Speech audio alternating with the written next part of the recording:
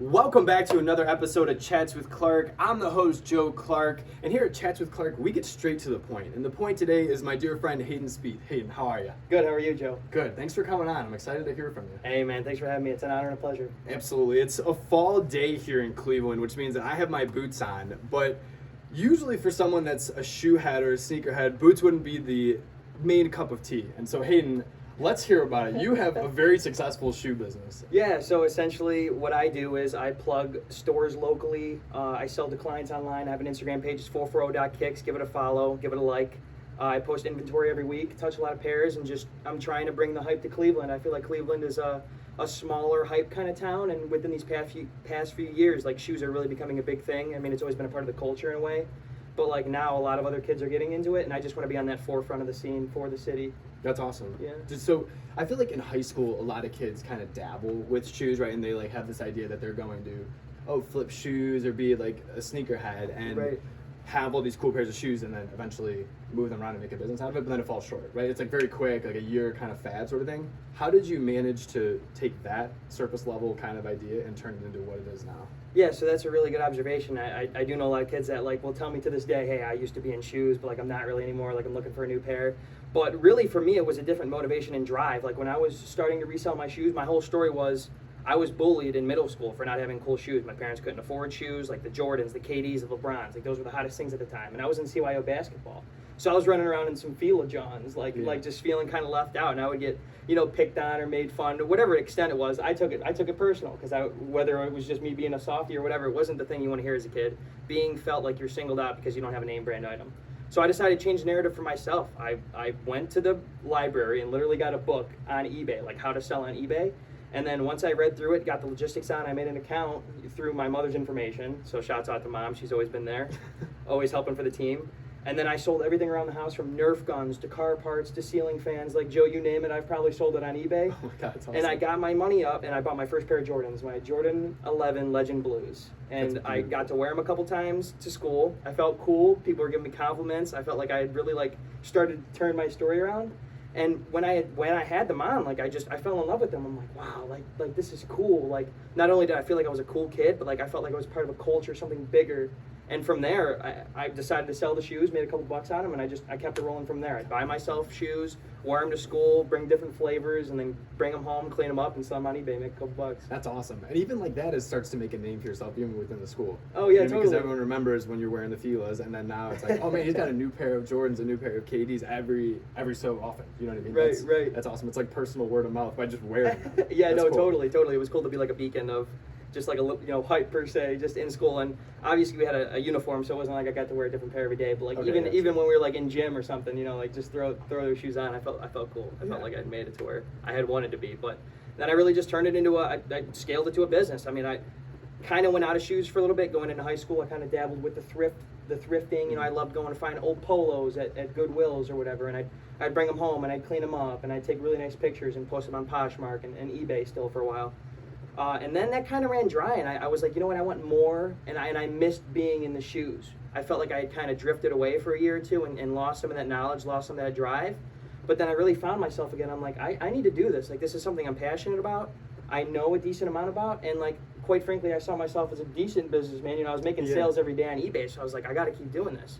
So come freshman year of college, I got back into the game fully. I was doing it every single day. I restarted my page, 440.Kicks on the gram, which I started in 2015. So it's been like a while. Yeah. And I was posting on there every day, networking with who I could, buying off of kids across the country, and just really starting to build my brand. How do you know who to trust with shoes? Because I feel like there's got to be, at some point you have to progress from, okay, I just got screwed on that pair of shoes, to knowing that you're going to get what you're asking for or hoping for. Yeah, and actually that's a big fear of a lot of people trying to get into the game. Like, they make an Instagram page and you have 0 to 100 followers and you feel like an absolute nobody. And me having that little followers, like, I knew my shoes and I was a very well-oriented business person, like morally. Like I never wanted to screw anybody over. I would never sell any fake things. Like I wouldn't be able to go to bed at night knowing that I had like sold a fake pair, or like somebody sent me money and I didn't ship them shoes. So for me to try and work with these other resellers, it was tough, who had like thousands of followers, maybe even 1,000 followers. They still have that up on you. And it was kind of tough to make a way to deal with people that I felt I could trust. Other people, you know, they're trying to take advantage of you because you have a small following, and if you get screwed over and you post something on your story, hey, this dude just screwed me over, like, there's no protection for you. Especially when you're selling with Zelle or Cash App or Venmo, which I do a lot of. There's no protection on that. I mean, you could send PayPal and maybe have that, but you really don't know. So what a lot of resellers have is a thing called a ref page. And what a ref page is generally the first post on that person's account, and everybody that does business with that account will leave a comment on that, like, hey, this dude was legit, shipped my shoes quick, hey, I sold the dude a couple pairs, sent payment through, no problems. And then you can kind of go through that ref post in the comments and see, okay, who are these other pages dealing with them? Are these spoof pages? Are these fake pages? Do I know any of these people? And then once you start to deal with 2-3 people, you can start to branch out because you trust that person. And it's just about finding those couple first resellers to really branch off of. Because I had been scammed in the past, and it's no fun. It's no fun. Yeah, you're down the money, you don't have the shoes, and then it's a major setback. It seems logical that would be. Oh yeah, no, it can be really disheartening, and for a lot of young resellers, if they're watching this right now, I would really recommend them to, you know, maybe you get screwed over once or twice, but you got to keep pushing through it, and you got to learn from your mistakes, because if you just sit back and you let that impact you, you let that affect you, you let that eat at you, which can happen. I mean, it happened to me. You gotta get past that, because there's a lot of people out there that are trying to do good business with you, whether it's me, thousands of other resellers across the country that are just looking to make a quick buck and really grow their network. Yeah, absolutely. So it's just about finding those people. Hayden, what do you think you need, like, a capital first? Like, what would you say is the first step for you? I mean, we know your story, but what would you say is, like, the first step through and through if you're trying to get into the shoe game? So having a general knowledge of what's hot and what's not is a good thing to know. I mean, Yeezys, you know, when I was coming into the game, anything Yeezy was selling. So I knew if I could get my hands on a pair of Yeezys, I was bound to find somebody that would buy them. And then it's growing into, okay, what's the hotter drop? You know, what are the more limited drops where, you know, sometimes they'll drop a Jordan 1 and they'll have a stock of 200,000, and then sometimes they'll drop another Jordan 1 different colorway and it's a stock of 10,000. So you know, if you go after that pair and you're able to get that, the demand will drive that price up. Sure. So that can be something that, you know, you learn along the way. But in terms of capital, I mean, I started with nothing, and I probably sold maybe 200-300 worth of things at my house. So even just having that, even being able to buy one pair, I scaled where I am today from one pair to 300-400 now. I mean, you can do it with anything. As long as you buy that first pair, you turn that into 2, you turn it into 4, and it's really compounding from there. Yeah. That's great. It's always that classic start from the bottom story. That's what I love about you too. And I was reminiscing with him a second ago before we started the show. I remember walking into your dorm freshman year, and you had all these boxes of Reese's Puffs with Travis Scott on the front of them, and it was like this. There he is, limited edition box, right? And you were reselling them, and I'm like, this guy's got an axe for it. So it's just fun to see the progression. Yeah, like a perfect example with that, it's like buying what you know. So like, Travis Scott's my favorite artist. So if it's a cereal box of him, I'm gonna buy the whole shelf out. But also I know that a ton of other people like Travis Scott. He's one of the hottest artists out right now, hip hop wise. So even just, you know, knowing that I could hold that for a while, there's gonna be value in the long run. Yeah, that's fun. It's so cool. Those were nuts. Just a whole wall of Reese's Puffs. Yeah. Hayden, you've sold to a bunch of big name people, like, right? So flex us a little bit, some of the clout. How do you make it to a point where you're selling to some of these big name players? And I know a lot of players in the NBA are kind of high up in the shoe game, basically. Is that how? Yeah. Like some dudes like PJ Tucker, you know, like they know the dudes at Nike, like they're getting plugged in. Like, so it's hard for me to slide into his DMs and be like, hey, I can get you shoes, when like he probably has everything I already have, if not stuff that's not, you know, or not hasn't even come out yet. Like he's probably got the hottest and the latest. But in terms of like, so I've met up with Lil Skies, Key Glock, and then I met up with the Ball is Life crew, which is like a popular YouTube basketball group. They're players that could have gone to the league but didn't, and they do their own thing. Ball-wise, travel across the U.S. So with Lil Skies, it was, okay, I'm not going to slide into Lil Skies DM and you know, hey, I got shoes for you. That's not going to get looked at. What you have to do is you have to find a link in that network. And this is some free sauce right here. So if you're watching this, take some notes, because this is free sauce. You find somebody that you know they're close to but doesn't have a large following, because you can get their attention. And thankfully, with the amount of time and effort I put into my page, I have roughly 16,000 followers now. Having that number pop up in somebody's DMs is going to carry a lot more weight than somebody that has under 1,000 followers. Sure. So 440.Kicks LLC, 15,000 followers, wants to send you a message. Like, that's something that you have a good chance of getting clicked on, especially if it's somebody that doesn't get 100 DMs a day, 1,000 DMs a day, like Lil Skies probably does. So I reached out to his brother, who's also an artist, Cameron Hauser. Shouts out to Cam. I told him the situation. I said, hey, me and my boys, we've been big fans for a while. Like, I want to show you guys some love and like get you some pairs. and then I can bring some more stuff if you guys want to like shop with me. I'd love to get some pics and just meet you guys kind of thing. And so I went back and forth with Cam for a while, you know, just showing them what I have, trying to find a date he's available, you know, because they're always taking their photo shoots and their video, whatever. So they have really busy lifestyles.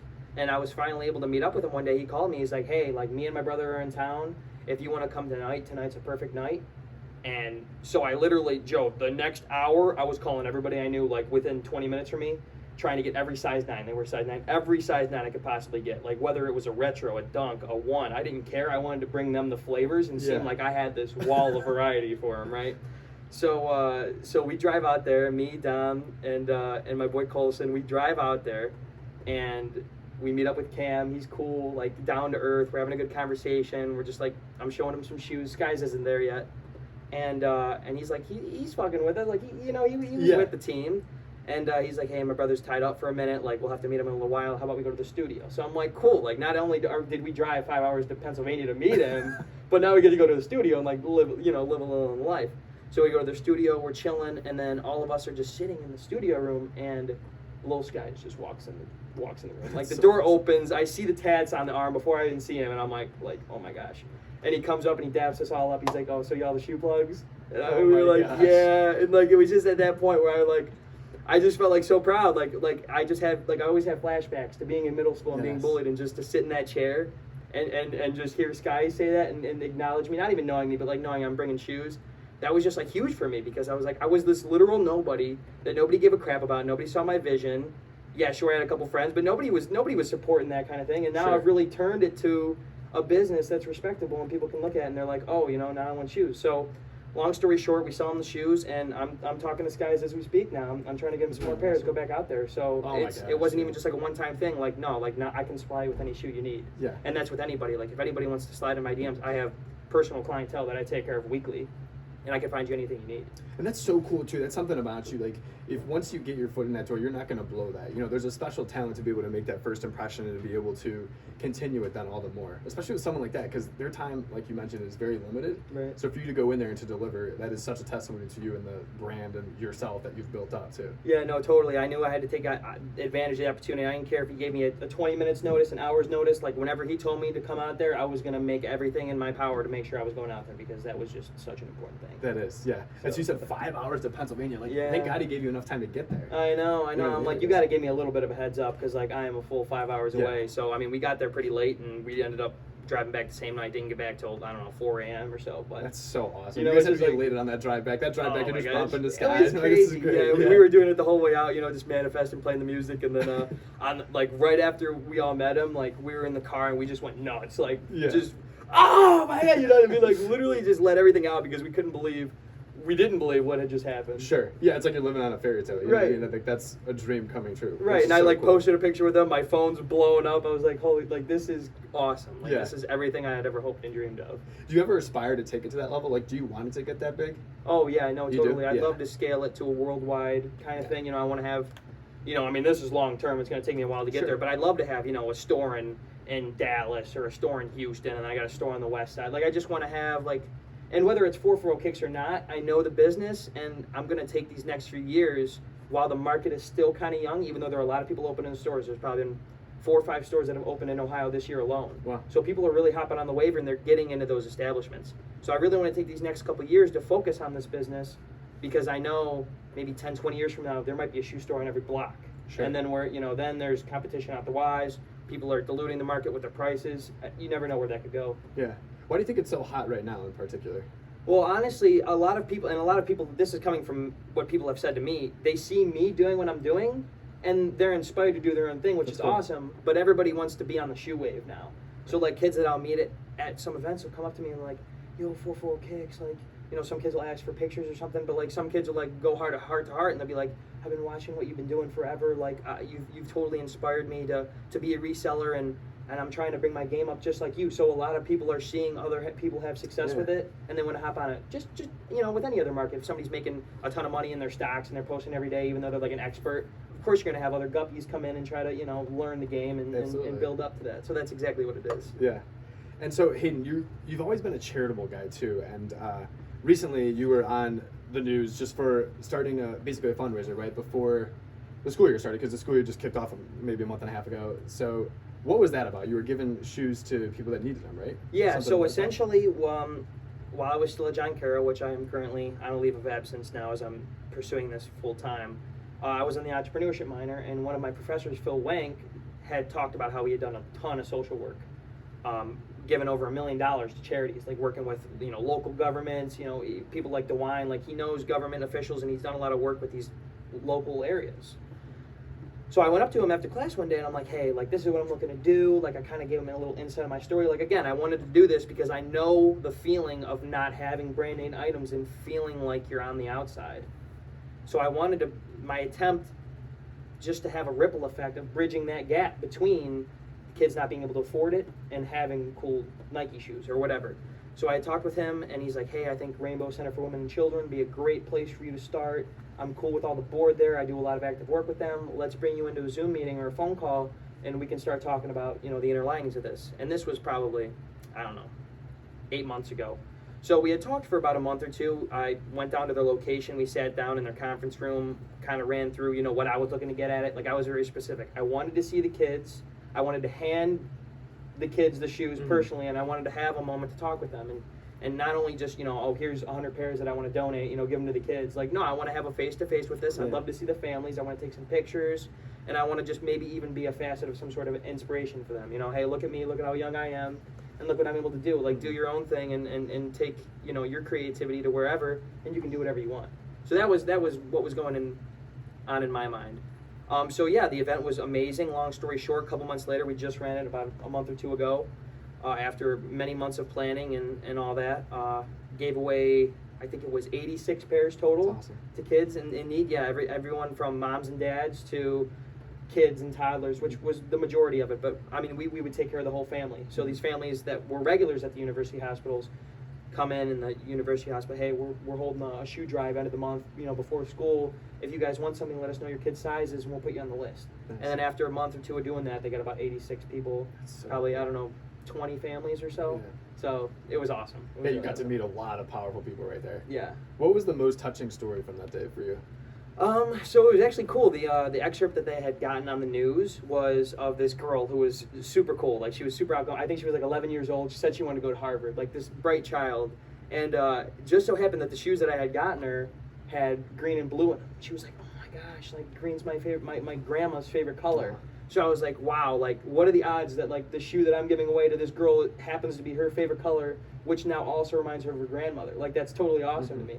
And then they did an aside with the news, talking to the mom, talking to the girl, and she, like, says that, like, I love these shoes. They remind me of my grandma, like, they're my favorite color, green. And that was cool. Like, I was moved to tears that day, because it was just, like, it was so overwhelming how awesome that whole thing was. That is. It's totally beautiful. You can picture it, too. I watched that, and I think I can remember exactly the excitement on her face and all that as she was talking after the fact, like you're saying. Oh, yeah. That's so cool. I love that you have, like, the innovation to take a business, right, from the ground up, but also take this idea to help others and take that also from the ground up too. And you have the initiative and you have the willingness. There's a lot to be said for that. So. Oh no, totally appreciate that. I think it's so important for businesses that are successful to give back when they can. Like, I'm not riding around in a Lamborghini, throwing money out the window. I have, I've gotten myself to a good place, and I feel like it's a responsible thing to give back a little bit. Not even just me giving the pairs to the kids. Like, again, there was a ripple effect. Everybody that saw that, people still go up to my dad this day in church, like, oh my gosh, like, how's your son doing? Like, we saw what he did. And, like, just people being informed. Even my neighbor, like, this my older neighbor, like, she's like 80 years old. Just saw her in the front yard. They like, hey, I saw your story on the news a couple weeks ago. Like, that's awesome. So it's just great that was a positive story for people to take in. Yes. And, like, whether that brightened their day up, whether that hadn't, gave them an idea in some way they can give back, however that was, it's way bigger than I could ever imagine. That's sure. Great. Yeah, that's so great. You leave such an effect on those families, and what a great name for you too. Everyone knew it was authentic, but it's also a nice boost for you too. Yeah, totally. 440.Kicks is generous, and we're your shoe plug, so it's like 100%. And I didn't want to. That's the one thing I didn't want was to come across as, hey, look at me, look at all this money I'm giving to this charity, look at how great I am, But we wanted coverage on it. It was a great story. You know what I mean? So hopefully nobody took it that way, but I don't think anybody did. It was a very genuine act, and and I think the public received it as such. Absolutely. And as an aside, for anyone tuning in on the podcast, tuning in on YouTube, I'll have all of these links down in the comments or in the description, whatever YouTube lets me do here. So check out that news article. It's a great read, and then the video's a great watch too. So it's really powerful. Yes, sir. Yes, sir. And so Hayden, like you were saying, you've gotten to a point, your business, to a point that is now that has allowed you to do these things where you can be generous, where you can get, like, when you're first starting off, it's really hard to do that. So now, after a 3-year pretty consistent grind, you've been able to do that. Yeah. What have been the integral steps for you in that 3-year period, which is not a long time to grow a business to that point, from nothing to that point, really, to allow you to do that? Well, I got to say, like, probably the biggest thing is the networking. Like, a couple years ago, I knew a couple resellers around the area. I had, one dude in New York, I had one dude in Michigan, one girl in Cali. So, like, I had a couple people sprinkled, but it was really just about the time and the time spent on Instagram, honestly, sending DMs, building relationships. I mean, a lot of these relationships started as me just sending, DMs, hey, what do you have for sale? And then that would turn into maybe me buying a pair or two. And then next time they have something, oh, let me get your number. And then that turned into me, talking to them on the phone about their shoes. And perfect example, actually a couple days ago, I just got back from Michigan, where I was buying a bunch of pairs out there from dudes that I had met on Instagram nearly a year ago. I literally pulled up to their houses, went inside, and I was shopping through their whole itinerary of just shoes. So it's awesome to think about. I reached out to complete strangers and built that relationship. And the second dude, they took us out to dinner.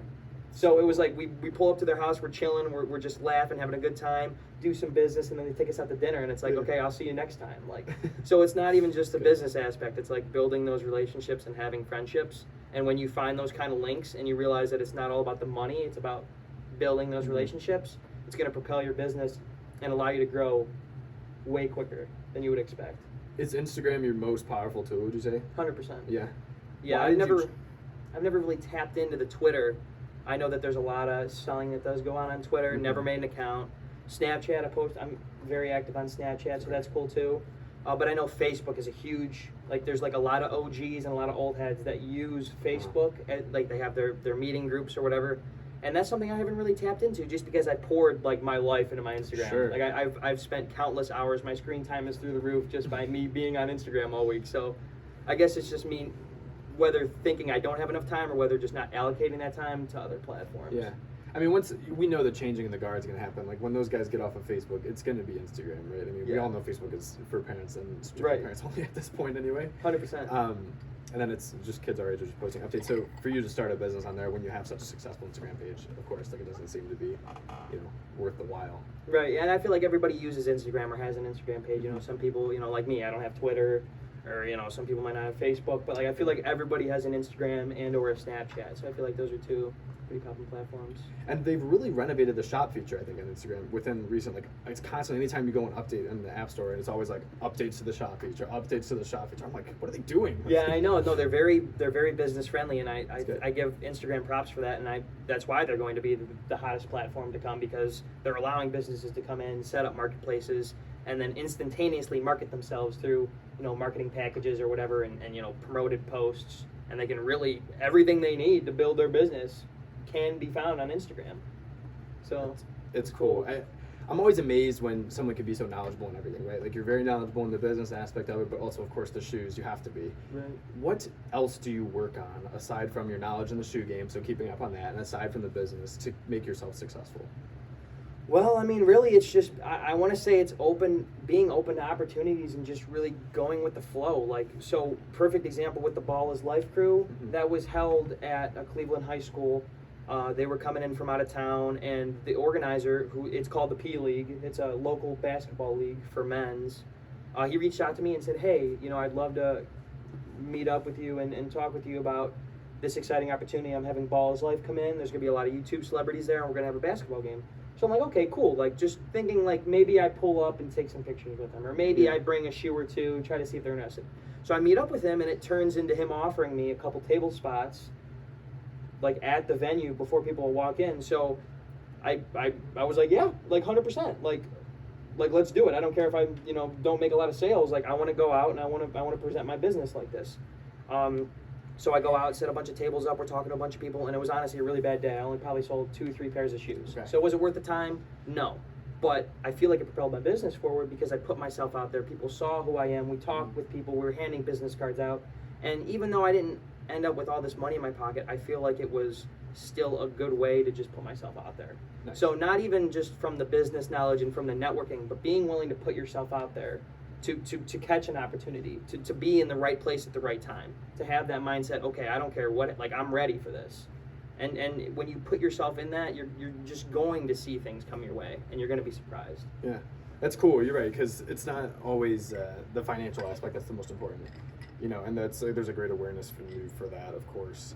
Do you find people ever wondering about your age or being thrown off by the fact that you're a young guy? Like, it's just with anything, like there's a natural trust that comes with age, right? Like there's this belief that age is wisdom. So do you ever find that, oh, like he's got to be a rookie, or oh, he's got to be like this young guy, you know, not reliable, all that kind of... Yeah. See, it's funny because a lot of people will look at me and they'll go, oh, hey, you have a shoe business, you're 20. Like, you're young. Like, wow, you're like a CEO, per se, of your own business. When in reality, there's hundreds of resellers that are like 16, like in this country. Like the kids that I went over his houses this week, they're still in high school, juniors and seniors in high school, like young, like 16, 17, 18-year-old kids. And it's awesome to see these young guns come up and just have this business idea and stay at it all day and really make this money. Like, I love the fact that my contact book is full of like younger kids that like I talk with, like whether I want to say the range that I probably deal with is from 16 to 27. Like, I really don't even deal with any old heads. So it's cool. Wild. And I do feel young, and it's cool for people, you know, oh, like, wow, you're young. But my page is my biggest claim to fame, in the sense that if somebody sees that, they're not really going to hesitate shopping with me because they can see that. But if I, you know, when I was coming up and I was younger, like, yeah, that was an issue. I mean, people weren't really like asking how old I was. But again, like, the follower count was like the biggest thing, and that's crappy because I got scammed by a page that had a lot of followers that I trusted just based on that fact. So the following isn't always everything, but I mean, when you don't have a lot of following, that's like, oh, like, who's this guy? You know, moving 3 pairs a week. Like, what? I'm not gonna gift you money. I'm not gonna say, like, I'm gonna wait till your package comes in to send you money because I don't know you and I'm a more, you know, represented business than you, and that's how that goes. Yeah. So it's funny that it's like just how everything progresses, because no one cares about your age, you're saying, until you know what I mean. Then you show up and it's like, oh, it's a young guy, but it doesn't matter because it's like, your 16,000 followers is whether you're 20 or 40. So. Exactly. No, this kid that I know, I actually think he might have just turned 17. He owns one of the biggest shoe shops in Chicago. It's called Unique Chicago. It's got all these celebrities that come shop with him all the time. Like, I think the kid's still in high school. I don't know if he averted his classes, but like, these young guys are doing it out here. Yeah. And it's really cool to see. Who's the main clientele, Hayden? So I want to say the culture has always revolved around African Americans. Like, you know, obviously Jordan was a big model for them. And when you start to learn the history a bit more, you see, you know, a lot of these guys that are 40-year-old now, well, they were like in their teens in, you know, 80s, 90s when Jordan was playing. So the fact that was introduced when they were young, they've always been propelled to buy Jordan since then. So there's really a strong culture with African Americans. However, there are a lot of white kids that buy from me, and I do have a lot of Arab clientele, which is really cool. And then also there's a big Asian market. I know a lot of people that have suppliers over in Asia. Hey, I got my dude in China's got 300 pairs of Yeezy creams, you know, or whatever. Like, so the culture for the Asians and the African American markets are the biggest, I'd say. Wild. And is it mostly younger people too? I would say so, yeah.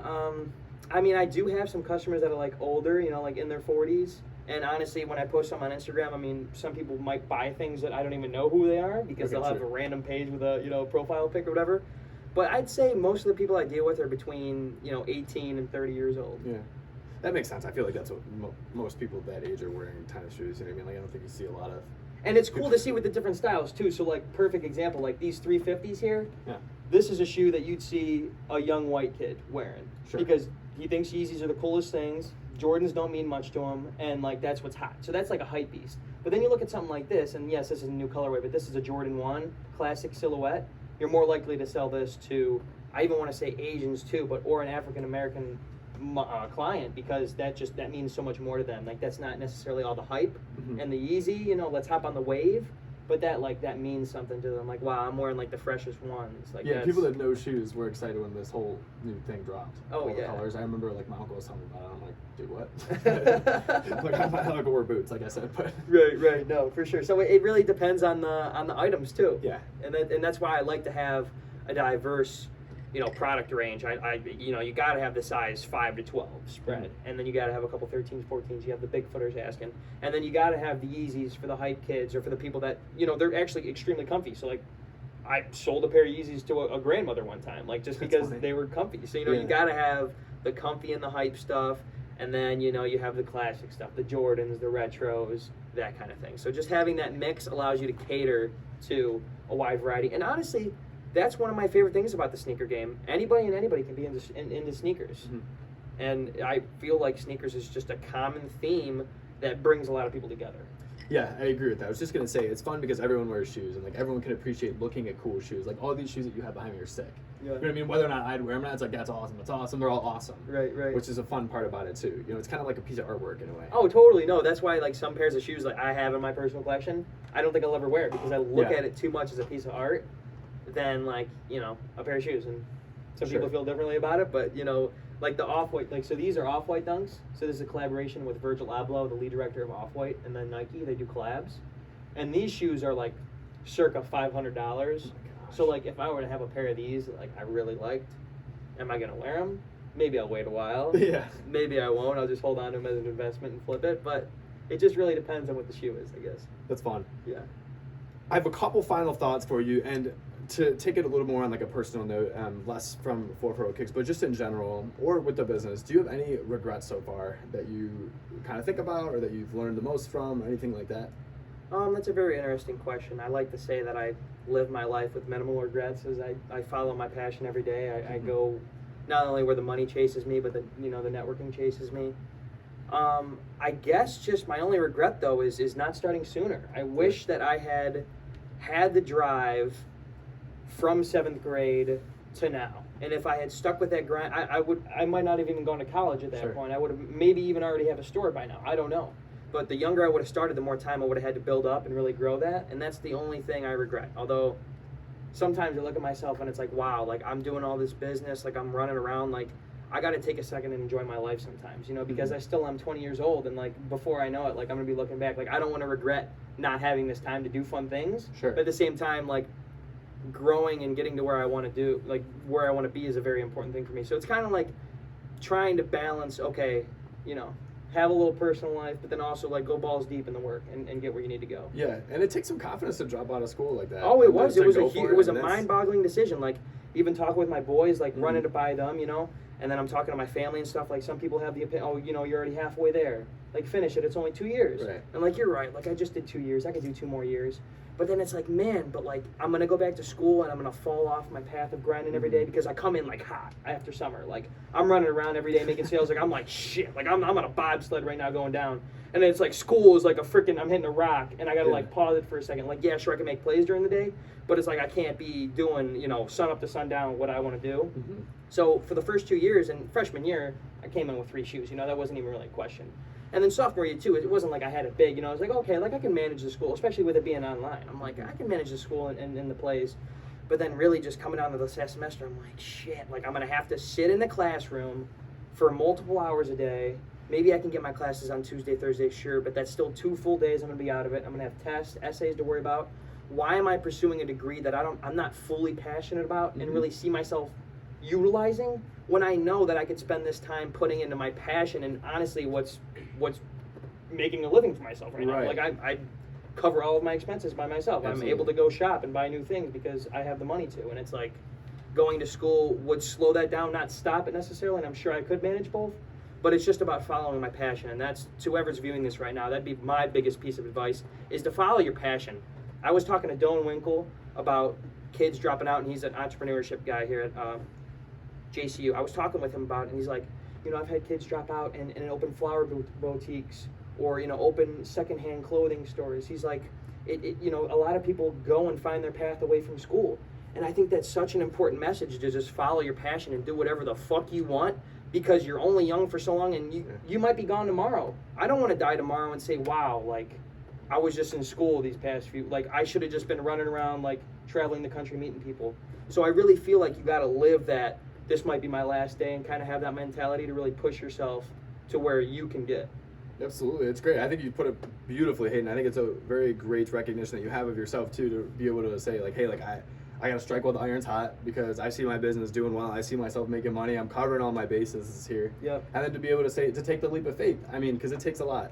Yeah. It takes a lot. And guys like Don's a great guy. Don's seen it all. You know, he's seen those flower things that are successful. He's seen those flower things that tank. Yeah. And so he's going to, of course, root you on. But it's like, and I'm sure I'm just beating a dead horse with stuff that he said too, but like it comes down to you, and you're the one that wakes up every day, and as long as you're loving it every day, and you're the one that's making the sales happen, and that you're flipping the shoes, that it's worth it. Right. No, and like now I feel like I have this added motivation because I don't want to like be sitting around the house and like not going. Like, okay, I'm not in school now. I have no excuse to be sitting around doing nothing. So whether that's me putting in an hour to, you know, website maintenance, or whether that's me taking an hour to search for an editor because I want to continue to develop my YouTube processes, or call a couple guys and try to work some deal, whatever it is, I'm going all day because now it's just game time.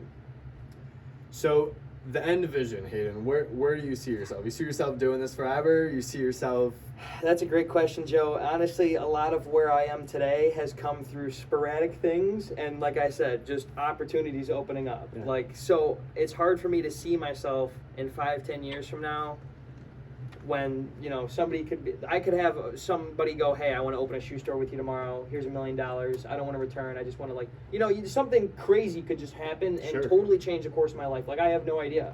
So just 5 to 10 years from now, I just want to be able to look back and go, holy crap, like, these 5 years, like, I put the work in. Like, and I want to be able to see that work. I want to be able to provide. I want to give jobs to my friends. I want to be able to give it to my family. I want to take my parents on a trip to the Bahamas. Like, I barely went on vacations when I was young, but I want to be able to turn around and say, hey, like, we're going out of the country. Like, pack your bags. You know, like, I'm the one taking care of us now. Like, that's what I really want to get to. And once I get to that point, I'm going to feel a little more relief, but I know my job ain't done because I'm just going to keep hustling until the death of me, honestly. I'm looking to get into rental property soon. I want to buy my first house. My brother's going to be a sophomore next year, so I'm trying to get him and his buddies in a house. That'd be sick. And then maybe even get a place of my own. Yeah. And just, you know, keep the business ventures. I always got ideas, and the shoes will be my bread and butter, at least for now, because that's the quick stuff. Mm-hmm. But I got a lot of ideas. And people who grind like you have to. You know, like if you didn't have ideas, what would you do? Because you're too much of a business guy. You're too much of an entrepreneur to just sit around with all your time and not do anything with it. Yeah, exactly. Yeah. It's wasted potential. Time is money. Time is money. If you don't believe that, I'm sorry. Like, you got it backward. Time is money. Your time is valuable, and you need to use that time to your best advantage. And it's fun too. Like I love when kids our age like start making money because it's like it changes everyone's perspective. I feel like a lot of people are on both ends of the spectrum with money, where like it's a really good thing, it's a really bad thing. But there's one thing for sure about money is that it opens doors, it creates opportunities, it's a resource, it allows you to take your family to the Bahamas and that kind of thing. Like, there's a lot of doors that open just by having a bank account that is reflective of the hard work that you've put in. Exactly. No, and you learn a lot of business things doing it yourself. Like whether it's going down and sitting with a banker for 2 hours to open your business account, and then to file for a business credit card, and then to talk about loans. Like you really gain that field knowledge just by going through the motions yourself and establishing yourself. Like filing the LLC. Like that was huge for me. It's super simple. Anybody could file for an LLC, but just like doing that and then utilizing that. Okay, I'm using my EIN number for my taxes. I'm using my EIN number for, you know, a tax write-off form, which I just filled out. Like it's cool to use those tools that you've allowed yourself to have and then expand on that. That is really cool. Yeah, I just filed for my LLC too, so we're working there. We're getting there. No, it'll be a breeze. Except not doing kicks for sure. Hayden, are there any final thoughts that you kind of have before we get to wrapping this up? Not really. I think we covered a lot of bases today, and I'm sure we could talk for another 2 hours, but we'll have to save that for a second episode after the people run this up to 100 likes. Hit that like button, baby. Let's see it. I love it. Hayden 440.Kicks, Cleveland-based. You're going to see his name and his company's name all across the world, and stores popping up in Dallas, on the West Coast, wherever that he's mentioned. Worldwide. 440, baby, worldwide. That's it. Yeah, he is the new Mr. Worldwide in the kicks game at the least. Hayden, it's been an absolute pleasure. Thanks for joining Chats with Clark. Absolute honor. Thank you, man. Appreciate you being on. Yes, sir. It's been another episode of Chats with Clark. Thanks for tuning in as always. If you haven't yet, I don't know why you haven't hit the subscribe button on YouTube. Hit that subscribe button on Apple Podcasts, Amazon Podcasts, Spotify, wherever you're listening, and we'll see you next time.